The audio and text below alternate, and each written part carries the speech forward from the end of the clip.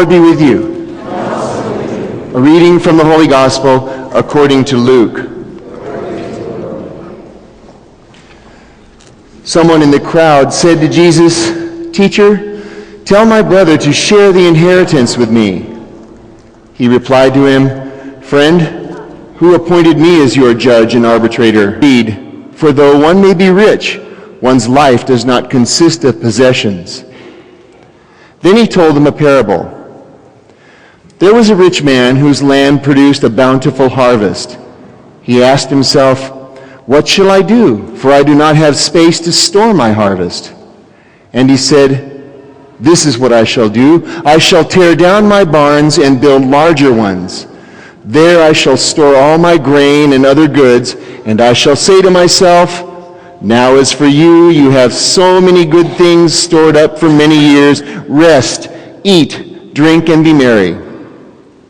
But God said to him, 'You fool, for this night your life will be demanded of you, and the things you have prepared, to whom will they belong? Thus it will be for all who store up treasure for themselves, but are not rich in what matters to God.'" The Gospel of the Lord.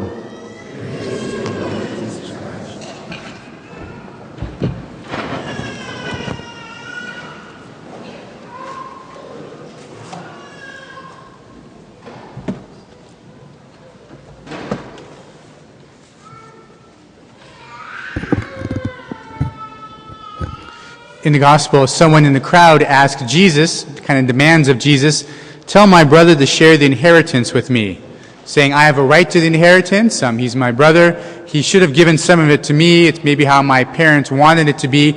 I have a right to that inheritance, so tell my brother to give my share to me." In the gospel, this is one of the occasions where Jesus says no, at least implicitly, because he doesn't do it. In a way, he says no, and he says, "Who appointed me as your judge and arbitrator? I'm not going to do that. You may have a right to it. Maybe your brother stole it from you. Maybe it's something you should have. Maybe your parents wanted you to have it. But it's not up to me to give that to you. I'm going to do nothing about it." So even though you may have a right to it, maybe it's something you don't need. You're getting by with it you're getting by just fine without it right now. I'm not going to do anything to change your situation, Jesus says. And then he addresses the whole crowd by simply saying, "Take care to guard against all greed," or "avoid greed in all of its forms," as one translation says. So I guess one of the forms of greed is going to be asking for things we don't need. I have a right to this. Maybe I paid for it. The law says I can have it, but I don't need it. That's one form of greed that Jesus addresses in the gospel. Then as he tells the crowd the parable, it's not necessarily a parable about sharing with the poor. It's not a parable about not being rich. It's a parable about hoarding, about keeping things to ourselves in this life, not being generous during our lifetime, as he tells that parable. So maybe that's one of the other forms of greed that Jesus addresses in the gospel. So it's hoarding, and then also having a right to something when we don't really need it. Maybe those are a couple of the forms of greed that Jesus addresses in the gospel today. For ourselves, it's not exactly the same in our situation in this day and age, but there are different forms that our greed can take. Times when we either hoard or we have a right to something. Maybe for some it's the right to whatever compensation comes from a lawsuit, or even the right to bring a lawsuit and maybe to win one. Is that something that you need to do? Is it necessary or not? You have a right to government aid in some ways, welfare, workers' comp, disability. But is that something that you need? Yeah, in some ways, certainly that helps people get by from week to week and month to month. And then there are others who don't need that at all, but take it. It's your right to insurance money, whether it's for car, for home, for things that are taken or stolen or lost. You have a right to that money. You paid your premiums. Is that something that you need, though? Maybe it's your right even in a store to a bargain item. You were there first in line. You were ahead of the other people. You have a right to it. You're there. But is that something you need, something that you can let somebody else have instead of you having it?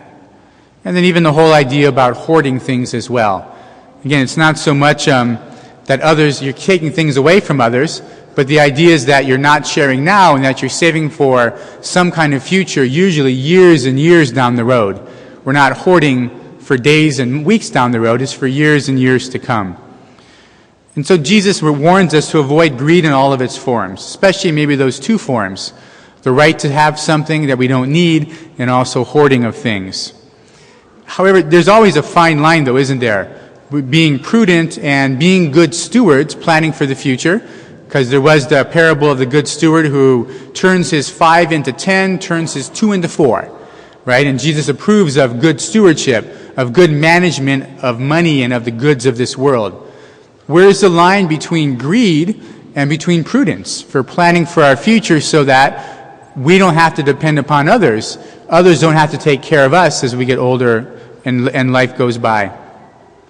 I think it's not greed if you're worried about next month's rent, if you're worried about next week's car payment, or worried about them turning off electricity tomorrow. That's really not a matter of greed. That's some basic necessity, and there's pressure to it right now.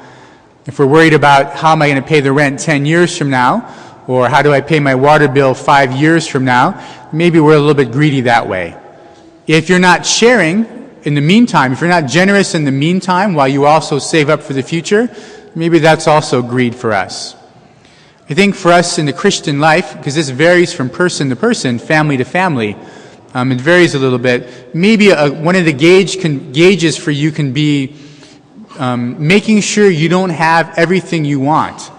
Making sure there are things you can't afford, things that you won't buy, wants and desires that you will not fulfill. So that you're always wanting in some way, always desiring of something in some way. So that you're not have all of your desires fulfilled. I suspect for most of us, all of our needs are fulfilled. And maybe even one of the gauges, too, is that they don't have to be filled in the best way possible, right? The best house, the best food, the best cars, or whatever. But that our basic needs are fulfilled.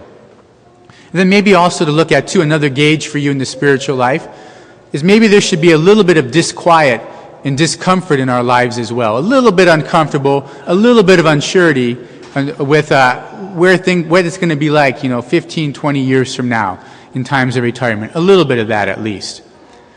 It's probably not a question of heaven or hell in the gospel today of the rich man. It's maybe not a question of heaven and hell for him, of his salvation depending upon that or not. Although maybe it is. Greed is one of the 7 capital sins. However, it's really a question about us being good disciples of Jesus and living a balanced and healthy and Christian lifestyle. About having things in their right order, balancing life and putting things in their proper place. And so the first reading from the book of Ecclesiastes talks about how all this work that I do, it's all vanity. I store up these things, who will have them? It's all vanity. And then at night I find no rest. I can't sleep, my mind is spinning at night. And maybe that's you from time to time too. I'm not just worried about the basic necessities of life, but worried about how to cover all the bills for the things that we're buying, things that I don't need but that I have. And the mind doesn't rest. And there's a little bit of it's a little bit unhealthy emotionally and spiritually as well. So it's a question, I think, for us, the question of greed. It's an issue of balance in our life, about living the right kind of Christian lifestyle. And really it comes down to us policing ourselves in many ways.